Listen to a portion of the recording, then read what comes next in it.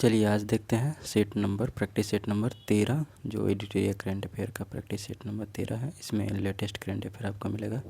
अभी तक आप नहीं देखे हैं 12 तो चैनल पे जाकर प्ले लिस्ट बना हुआ वहाँ देख सकते हैं। इसकी चर्चा करेंगे। इसका पहला क्वेश्चन है कि सत्य कथन की पहचान करें। इसमें देखेंगे प्रसिद्ध कवि गुलजार के साथ वर्ष 2023 के लिए 58वां ज्ञानपीठ पुरस्कार श्री जगत गुरु रामभद्राचार्य को सम्मानित किया गया। किसके साथ? कवि गुलजार के साथ। तो ये बिल्कुल सही है। दूसरा है the diary of cricketers wife a very unusual memoir की लेखिका अनुष्का शर्मा है। तो ये गलत हो जाएगा। चतेश्वर पुजारा की पत्नी जिनका नाम क्या है? पूजा पुजारा नाम है उनका, पूजा पुजारा उन्होंने लिखा है। चतेश्वर पुजारा की पत्नी है। उनकी पुस्तक है the diary of cricketers wife a very unusual memoir. तीसरा है विश्व मधुमक्खी दिवस जो है प्रत्येक वर्ष 20 मई को मनाया जाता है। विश्व मधुमक्खी दिवस। तो बिल्कुल सही है। इस हिसाब से option A is right answer हो जाएगा। तो the diary of cricketers wife a very unusual memoir book के लेखक हैं पूजा पुजारा और ये 58वें ज्ञानपीठ पुरस्कार मिला है गुलजार और श्री जगत गुरु रामभद्राचार्य को। विश्व मधुमक्खी दिवस 20 मई को मनाया जाता है। प्रत्येक 12 वर्ष में एक बार आयोजित होने वाला पवित्र नदी महोत्सव सरस्वती पुष्करालु किस राज्य में मनाया जाता है? तो ये जो है तेलंगाना में मनाया जाता है। इस हिसाब से भी पूछता है कि पुष्करालु महोत्सव कहाँ मनाया जाता है वो बताइए आप। और यहाँ दे रहा है सरस्वती पुष्करालु, तो ये तेलंगाना हो जाएगा। नेक्स्ट है कौन सी राज्य सरकार 2036 तक प्रमुख क्षेत्रों में महत्वपूर्ण प्रभाव डालने के उद्देश्य से 36 प्रमुख पहलों की पहचान करके एक रणनीतिक पहल 36 for 36 शुरू करने की योजना बना रही है?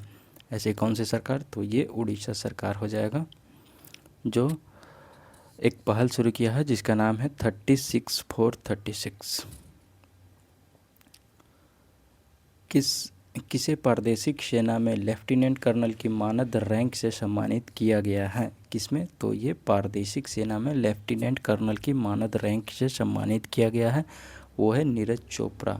ये भाला फेंक खिलाड़ी जो हैं भारत के, इनको प्रादेशिक सेना में लेफ्टिनेंट कर्नल की मानद रैंक से सम्मानित किया गया है। अगला है कि भारत ने भार्गवास्त्र नामक एक नया शक्तिशाली हथियार विकसित किया जिसे दुश्मन के ड्रोन को नष्ट करने के लिए डिज़ाइन किया गया है। खासकर बड़े समूहों या झुंडों में उड़ने वाले ड्रोन को यह सिस्टम किस कंपनी द्वारा बनाया गया है? नाम क्या है? भार्गवास्त्र। ठीक, तो इसे बनाने वाला है solar defence and aerospace limited. Bhargavastra नामक नया शक्तिशाली हथियार विकसित किया है भारत ने जिसे दुश्मन के ड्रोन को नष्ट करने के लिए डिज़ाइन किया गया है। खास करके बड़े समूह या झुंड में उड़ने वाले ड्रोन को ये नष्ट करेगा, जिसका नाम है भार्गवास्त्र और इसे बनाया है solar defence and aerospace limited ने बनाया है। कौन सा राज्य वित्त वर्ष 24-25 के लिए सबसे अधिक वस्तु सेवा कर संग्रह वाले शीर्ष 10 भारतीय राज्यों में शीर्ष पर रहा है? यानी टॉप 10 में नंबर 1 कौन सा राज्य रहा है जीएसटी कलेक्शन के मामले में 2024-25 फाइनेंशियल ईयर में? तो वो हो जाएगा महाराष्ट्र। महाराष्ट्र जो है 24-25 के वित्त वर्ष में जीएसटी कलेक्शन में टॉप 10 राज्यों में नंबर 1 है। अगला है कि रिन्यू पावर ने किस स्थान पर भारत का सबसे बड़ा एक स्थल नवीकरणीय ऊर्जा परिसर स्थापित करने के लिए 22,000 करोड़ रुपए के निवेश की घोषणा की है? तो ये कहाँ पे? अनंतपुरम आंध्र प्रदेश में किया। अनंतपुरम आंध्र प्रदेश में किया है। भारतीय सेना की त्रिशक्ति कोर ने सभी प्रकार के इलाकों में संयुक्त संचालन और युद्ध क्षमताओं को मान्य करने के लिए पश्चिम बंगाल में एक फील्ड रेंज में बड़े पैमाने पर एकीकृत फील्ड अभ्यास किया है। इस अभ्यास का नाम क्या है? तो वो अभ्यास है तीस्ता प्रहार। नाम क्या है? तीस्ता प्रहार। ये भारतीय सेना के त्रिशक्ति कोर है जिसमें सभी प्रकार के इलाके में संयुक्त संचालन और युद्ध क्षमताओं को मान्य करने के लिए पश्चिम बंगाल में एक फील्ड रेंज में बड़े पैमाने पर एकीकृत फील्ड अभ्यास किया गया है। अगला है कि डिजिटल गवर्नेंस को बढ़ावा देने के लिए अपनी तरह की पहली पहल में असम के मुख्यमंत्री ने राज्य कैबिनेट की बैठक में मुख्य बातें प्रस्तुत करने के लिए एआई एंकर को पेश किया है, जिसका नाम क्या है, काफ़ी इम्पोर्टेंट है ये। तो वो नाम है अंकिता। अंकिता जो है एआई एंकर है, वो डिजिटल गवर्नेंस को बढ़ावा देगी। इसके लिए असम के मुख्यमंत्री ने राज्य कैबिनेट में इसको पहली तरह का इस तरह के एंकर को पेश किया है। किस राज्य की सरकार ने, तो वो असम सरकार ने ऐसा किया है। कौन सा देश औपचारिक रूप से चीन को बेल्ट एंड रोड इनिशिएटिव में शामिल हो गया है? चीन की बेल्ट एंड रोड इनिशिएटिव जो है उसमें शामिल हो गया है, ये कोलंबिया हो गया है। BRI belt and road initiative इसी को बोलते हैं, चलाता है ये चाइना। BRI इसमें शामिल हो गया है कौन, तो ये कोलंबिया हो गया है। अगला है कि संयुक्त राष्ट्र की विश्व आर्थिक स्थिति और संभावनाएं WESP रिपोर्ट 2025 में 2025 के लिए भारत की आर्थिक वृद्धि दर कितने प्रतिशत रहने का अनुमान लगाया गया है? तो ये 6.3% रहने का अनुमान लगाया गया है। कितना रहेगा? 6.3% रहेगा, याद रखिएगा। तो ये संयुक्त राष्ट्र की विश्व आर्थिक स्थिति और संभावनाएं की रिपोर्ट 2025 के लिए भारत की आर्थिक वृद्धि दर 6.3% रहने का अनुमान लगाया गया है।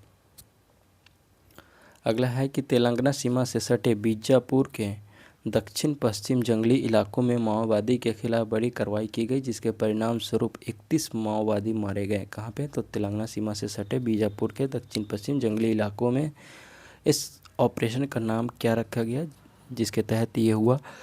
उस ऑपरेशन का नाम था ऑपरेशन ब्लैक फॉरेस्ट, याद रखिएगा। ऑपरेशन ब्लैक फॉरेस्ट के तहत तेलंगाना सीमा से सटे बीजापुर के दक्षिण पश्चिम जंगली इलाकों में माओवादी के खिलाफ कार्रवाई की गई, जिसमें 31 माओवादी मारे गए हैं। ऑपरेशन ब्लैक फॉरेस्ट किसे 30वें कॉन्फ्रेंस ऑफ पार्टीज यानी COP इसी को बोलते हैं, COP कॉन्फ्रेंस ऑफ पार्टीज 30वें संयुक्त राष्ट्र जलवायु सम्मेलन के लिए दक्षिण एशिया दूत नियुक्त किया है, जो नवंबर 2025 में ब्राज़ील के बेलेम में आयोजित किया गया है। ठीक है, तो दक्षिण एशिया का दूत इसमें पूछा जा रहा है। दक्षिण एशिया का दूत किसे नियुक्त किया गया है? तो वो है अरुणाभ घोष। अरुणाभ घोष को COP13 में दक्षिण एशिया का दूत नियुक्त किया गया है। और यहाँ से ये भी पूछा जाता है कि 30वां COP यानी कॉन्फ्रेंस ऑफ पार्टीज़ का आयोजन कहाँ हुआ? तो वो ब्राज़ील के बेलेम में आयोजित किया गया था।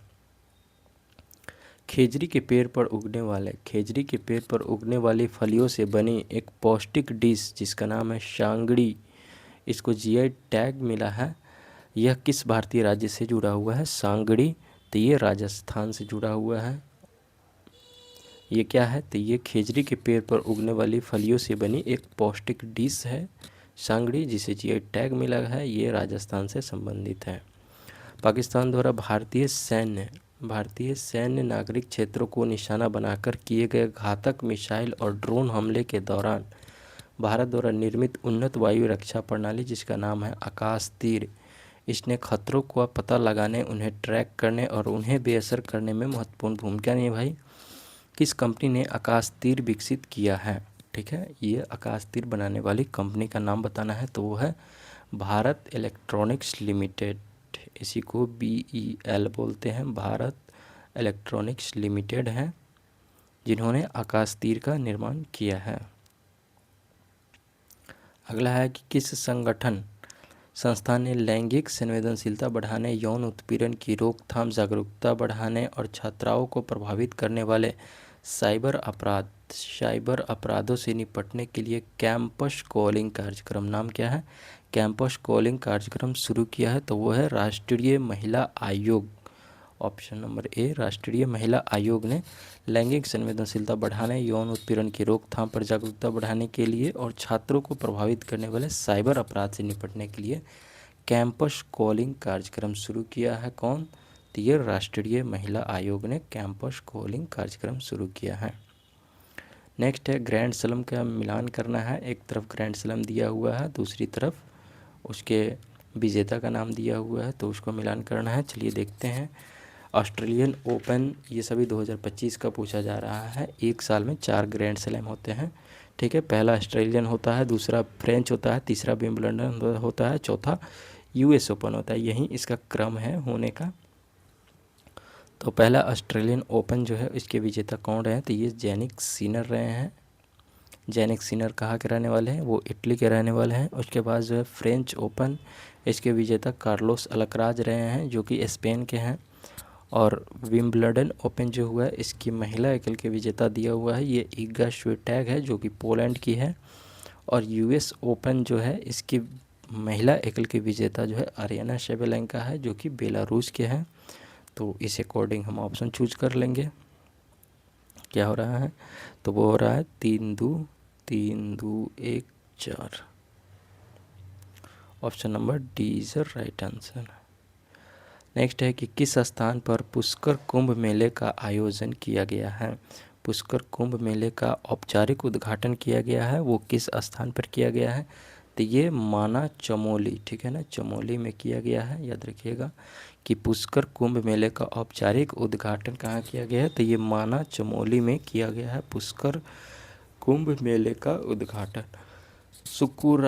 सुकुराजीमा ज्वालामुखी में विस्फोट हुआ है जिसमें ज्वालामुखी के ऊपर 3000 मीटर तक राख, ठीक है ना, किस ज्वालामुखी में? सुकुराजीमा ज्वालामुखी में विस्फोट हुआ है जिससे लगभग 3000 मीटर तक ऊपर में राख का विशाल गुब्बारा उठा है। यह ज्वालामुखी किस देश से संबंधित है? वो हो जाएगा जापान। इसके नाम में ही छिपा हुआ है जापान का सकुराजीमा ज्वालामुखी। पूछेगा कहाँ है तो वो जापान में हो जाएगा। नेक्स्ट है कि ऑपरेशन ओलिविया के तहत फरवरी 2025 में, ऑपरेशन ओलिविया के तहत फरवरी 2025 के दौरान ओडिशा में रूसी कुलिया नदी में 6.98 लाख से अधिक ओलिवे रिडले कछुओं के सुरक्षित घोंसले बनाने में मदद की गई। ऑपरेशन ओलिविया ओडिशा वन विभाग और किसकी संयुक्त पहल है, ये बताना है।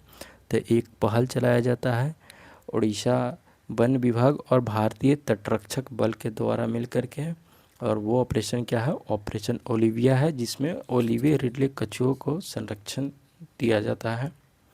ये उड़ीसा के तट पर है, इसलिए भारतीय तटरक्षक बल के साथ उड़ीसा वन विभाग मिलकर के इसके पे काम करता है।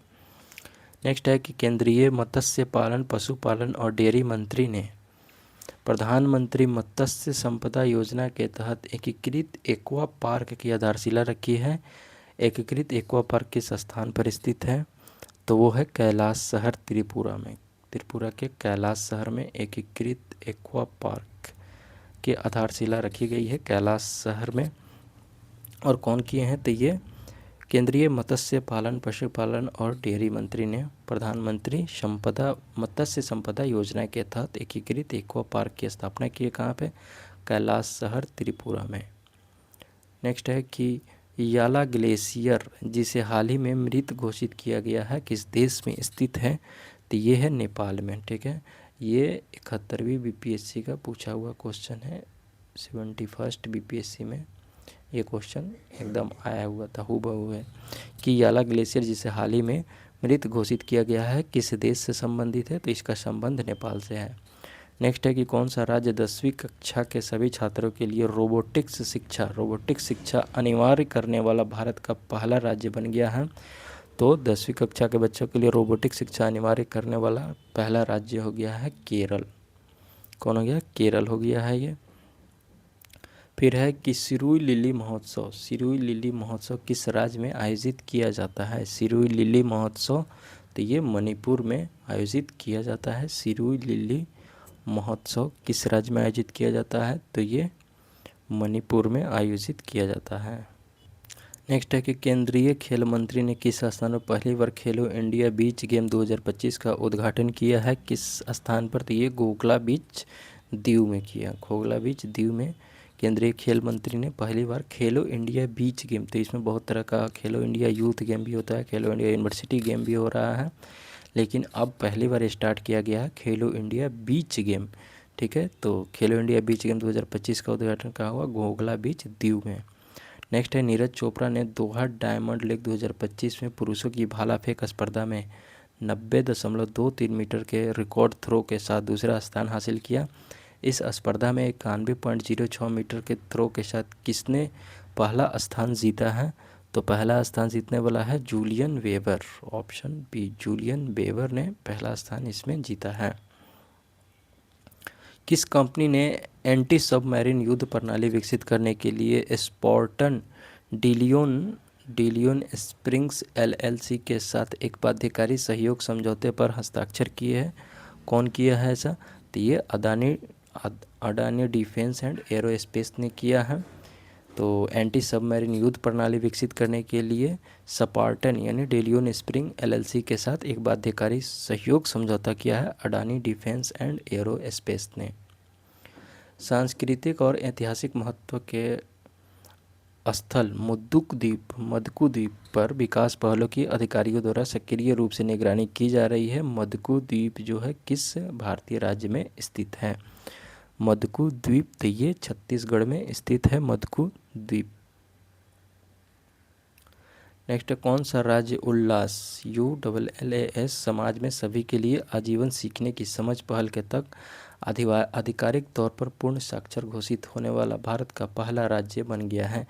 तो ये उल्लास कार्यक्रम के तहत जो है वैसे लोग 15 साल से ऊपर के वैसे लोग जो किसी कारणवश स्कूल नहीं जा सके उनको साक्षर करने का अभियान इसके तहत चलाया जा रहा है। और इसमें प्रथम स्थान हासिल करने वाले राज्य हैं, पहला जो पूर्ण साक्षर घोषित हो गया वो है मिजोरम।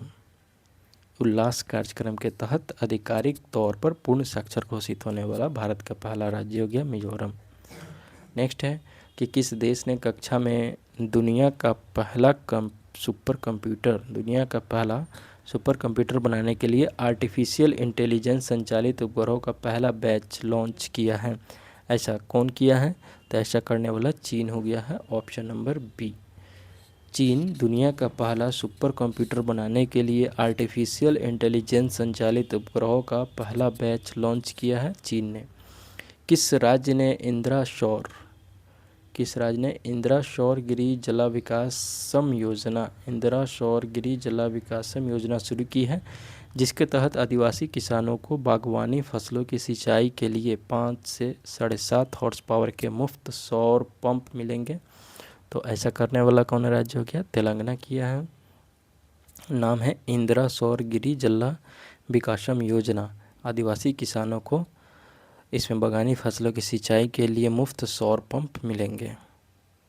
किस देश को विश्व स्वास्थ्य संगठन WHO द्वारा सार्वजनिक स्वास्थ्य समस्या के रूप में ट्रैकोमा के उन्मूलन का प्रमाण पत्र प्रदान किया गया है? तो ये ट्रैकोमा जो है ये आँख से संबंधित बीमारी है और इसके लिए उन्मूलन का प्रमाण पत्र मिला है, तो वो हो जाएगा भारत। अपना देश भारत को ट्रैकोमा मुक्त घोषित किया है WHO ने। नेक्स्ट है, कौन अनुवादक दीपा भस्ती के साथ कन्नड़ लघु कहानी संग्रह के लिए अंतर्राष्ट्रीय बुकर पुरस्कार 2025 जीतने वाली पहली कन्नड़ लेखिका बन गई है? तो ये बानू मुश्ताक हो जाएगी। इनकी पुस्तक है हार्ट लैम्प, उनके लिए इनको अंतर्राष्ट्रीय बुकर पुरस्कार 2025 मिला है। ये कन्नड़ लेखिका है और ऐसा इस अवार्ड को पाने वाली पहली कन्नड़ लेखिका हो गई है। इस पुस्तक हार्ट लैम्प का अनुवाद दीपा भस्ती ने किया था। संयुक्त राज्य अमेरिका के राष्ट्रपति ने घोषणा की है कि गोल्डन डोम मिसाइल रक्षा प्रणाली के डिजाइन को अंतिम रूप दे दिया गया है। किसे गोल्डन डोम प्रणाली के विकास की देखरेख के लिए प्रभारी अधिकारी नियुक्त किया गया है? तो माइकल ग्वेटलिन को प्रभारी अधिकारी नियुक्त किया गया है गोल्डन डोम प्रणाली के विकास की देखरेख के लिए। माइकल ग्वेटलिन को इसका प्रभारी अधिकारी नियुक्त किया गया है। नेक्स्ट है कि मध्य प्रदेश सरकार ने 5 शहरों को महानगरीय क्षेत्र के रूप में नामित करने के प्रस्ताव को मंजूरी दी है ताकि उनके विकास में तेज़ी लाया जा सके। निम्न में से कौन सा शहर इस सूची में शामिल नहीं है वो बताना है। तो मध्य प्रदेश सरकार ने 5 शहरों को महानगरीय क्षेत्र में नामित करने के प्रस्ताव को मंजूरी दी है, जिसमें भोपाल है, उज्जैन है और इंदौर भी है, लेकिन इसमें सागर नहीं है। अगला है कि यूनाइटेड किंगडम ने किस देश को चागोस द्वीप की संप्रभुता सौंपने के लिए एक समझौते पर हस्ताक्षर किए हैं? और ऐसा कौन कर रहा है? यूनाइटेड किंगडम किसको सौंप रहा है? तो वो मॉरिशस को सौंप रहा है। कौन सा द्वीप? तो चागोस द्वीप। भारत के प्रधानमंत्री ने भारत के 18 राज्यों और केंद्र शासित प्रदेशों के 86 जिलों में 1100 करोड़ रुपए से अधिक की लागत से विकसित कितने अमृत स्टेशनों का उद्घाटन किया है? तो वो कितना किया है? 103 अमृत स्टेशनों का उद्घाटन किया है भारत के प्रधानमंत्री ने। 18 राज्यों और केंद्र शासित प्रदेशों के 86 जिलों में 1100 करोड़ रुपए से अधिक की लागत से विकसित करने के लिए अमृत स्टेशन का उद्घाटन किया है। और जिन जिन स्टेशन का अमृत स्टेशन के रूप में सिलेक्शन होगा उनका अच्छे से विकास किया जाएगा। वित्त वर्ष 25-26 के लिए निर्यात विकास के लिए प्रगतिशील, अभिनव और सहयोगात्मक हस्तक्षेप के माध्यम से मसाला क्षेत्र में स्थिरता योजना शुरू की है। मसाला क्षेत्र में स्थिरता योजना शुरू की गई, जिसका उद्देश्य भारतीय मसाला क्षेत्र में स्थिरता को बढ़ाना, नवाचार को बढ़ावा देना, निर्यात विकास को बढ़ावा देना है। यह योजना किसकी एक पहल है? तो ये मसाला बोर्ड, भारतीय मसाला बोर्ड की एक पहल है जो वित्त वर्ष 25-26 में शुरू किया गया है। किस राज्य सरकार ने सड़क दुर्घटनाओं में घायल लोगों की जान बचाने के उद्देश्य से केंद्र की राहवीर योजना शुरू करने की घोषणा की है, जिसमें दुर्घटना पीड़ितों को अस्पताल पहुंचाने वाले नेक लोगों को 25,000 रुपये का इनाम देने का वादा किया गया है। तो ऐसा कौन सी राज्य सरकार कर रहा है? तो वो मध्य प्रदेश सरकार करेगा। अगर कोई सड़क दुर्घटना में लोग पीड़ित हैं तो उस पीड़िता को अगर कोई आदमी अस्पताल तक पहुंचा रहे हैं तो उनको 25,000 रुपये का इनाम दिया जाएगा और उन्हें राहवीर कहा जाएगा। इसके लिए एक योजना चलाया गया है, राहवीर योजना, मध्य प्रदेश की सरकार द्वारा। बंद हाथियों की देखभाल करने वालों को सम्मानित करने के लिए बनाए गए भारत के पहले समर्पित महावत गांव का उद्घाटन किस स्थान पर किया गया है? तो वो महावत गांव मदुमलाई टाइगर रिजर्व तमिलनाडु में किया गया है। Option B, Mudumalai tiger reserve Tamil Nadu में महावत गांव का उद्घाटन किया गया है बंद हाथियों की देखभाल करने वालों को सम्मानित करने के लिए। बिहार कैबिनेट ने ऐतिहासिक और धार्मिक महत्व के कारण गया शहर का नाम बदल कर क्या किया है? तो इसका नाम हो गया है गया जी। ऐसा क्यों? तो ऐतिहासिक और धार्मिक महत्व के कारण बिहार कैबिनेट ने इसका नाम बदल दिया गया से, अब हो गया है गया जी। पर्यावरण, वन और जलवायु परिवर्तन मंत्रालय ने विश्व पर्यावरण दिवस 2025 के उपलक्ष्य में एक अभियान शुरू किया है। इस अभियान का नाम क्या है? तो वो अभियान है एक राष्ट्र एक मिशन, प्लास्टिक प्रदूषण को समाप्त करें। ऑप्शन डी हो जाएगा। तो ये पर्यावरण, वन और जलवायु परिवर्तन मंत्रालय ने विश्व पर्यटन दिवस 2025 के उपलक्ष्य में अभियान शुरू किया गया है। ये दिवस 5 जून को मनाया जाता है प्रतिवर्ष। किस राज्य ने आर्टिफिशियल इंटेलिजेंस AI का उपयोग करके वास्तविक समय में व्यक्तिगत कृषि सलाहकार सेवाएं प्रदान करने के लिए Mahavistar AI mobile application launch किया है? तो ऐसा करने वाला राज्य हो गया है महाराष्ट्र। इसके नाम में भी लगा हुआ है यहाँ पे महाविस्तारा का मतलब है कि महाराष्ट्र का विस्तार AI मोबाइल एप्लीकेशन, ये AI पहल शुरू किया गया है महाराष्ट्र सरकार द्वारा। आयुष मंत्रालय ने पारंपरिक चिकित्सा हस्तक्षेप पर समझौते के माध्यम से विश्व स्तर पर आयुष को मुख्य धारा में लाने के लिए किस संगठन के साथ एक समझौते पर हस्ताक्षर किए हैं? तो वो संगठन है विश्व स्वास्थ्य संगठन। इसी को हम लोग क्या बोलते हैं? WHO बोलते हैं। तो आयुष मंत्रालय ने पारंपरिक चिकित्सा हस्तक्षेप पर समझौते के माध्यम से विश्व स्तर पर आयुष को मुख्य धारा में लाने के लिए WHO के साथ एक समझौता हस्ताक्षर किया है। कौन सा राज्य हॉकी इंडिया मास्टर्स कप 2025 पुरुष और महिला के पहले संस्करण की मेज़बानी करने के लिए तैयार है? तो वो है तमिलनाडु जो है ऑप्शन नंबर बी है। ठीक है, तमिलनाडु जो है हॉकी इंडिया मास्टर्स कप 2025 के पहले संस्करण की मेज़बानी करने के लिए तैयार है। प्रधानमंत्री नरेंद्र मोदी ने कहाँ पे भारतीय रेलवे की एक इलेक्ट्रिक लोकोमोटिव विनिर्माण सुविधा का उद्घाटन किया है, जो घरेलू उपयोग और अंतर्राष्ट्रीय निर्यात दोनों के लिए 9,000 हॉर्स पावर इलेक्ट्रिक इंजनों का उत्पादन करने के लिए तैयार है? तो वो कहाँ पे है? दाहोद में।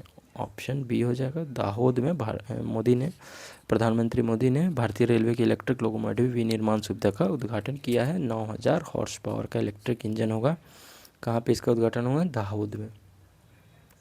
रक्षा अनुसंधान एवं विकास संगठन, जिसे हम लोग DRDO बोलते हैं, तो इस DRDO के अध्यक्ष के रूप में डॉक्टर समीर V कामत को चुना गया है। उनका कार्यकाल कब तक के लिए बढ़ा दिया गया है? इनको एक्सटेंशन मिला है, तो 31 मई 2026 तक के लिए DRDO के अध्यक्ष डॉक्टर समीर V कामत का कार्यकाल बढ़ा दिया गया है। नेक्स्ट है कि किस राज्य सरकार ने बफर में सफ़र योजना की शुरुआत की है, जिसका उद्देश्य है राज्य की समृद्ध प्राकृतिक सुंदरता और जैव विविधता को संरक्षित करते हुए अस्थायी पर्यटन को बढ़ावा देना है। तो वो है Uttar Pradesh, option number C. Buffer में सफ़र योजना शुरू की है, जिसका उद्देश्य राज्य की समृद्ध प्राकृतिक सुंदरता और जैव विविधता को संरक्षित करते हुए अस्थायी पर्यटन को बढ़ावा देना है। ऐसा उत्तर प्रदेश सरकार ने किया है। Baloch liberation army BLA, Baloch liberation army ने पाकिस्तान के कई ज़िलों में 7 समन्वित हमलों की जिम्मेदारी ली है। उस अभियान का नाम क्या है जिसके तहत बलूच लिबरेशन आर्मी ने ये हमले किए हैं? तो उस अभियान का नाम है ऑपरेशन हेरोफ 2.0। ऑपरेशन हेरोफ 2.0 अभियान के तहत बलूच लिबरेशन आर्मी ने पाकिस्तान के कई इलाकों में हमला हुआ है, उसकी जिम्मेदारी ली है। नेक्स्ट है कि नीति आयोग द्वारा हाल ही में जारी एक रिपोर्ट के अनुसार, और उस रिपोर्ट है मीडियम एंटरप्राइजेज के लिए पॉलिसी बनाना। इसके अनुसार MSME, जिसको micro small and medium enterprises बोलते हैं, इस क्षेत्र में भारत के अकेले घरेलू उत्पाद में लगभग कितना % का वो योगदान देता है? MSME, तो वो 29% का लगभग योगदान देता है। इस रिपोर्ट के अनुसार 29% के भारत के घरेलू उत्पाद यानी GDP में MSME का योगदान लगभग 29% है। ठीक है, नीति आयोग की रिपोर्ट है। तो कैसा लगा कमेंट करके ज़रूर बताएं। Thank you.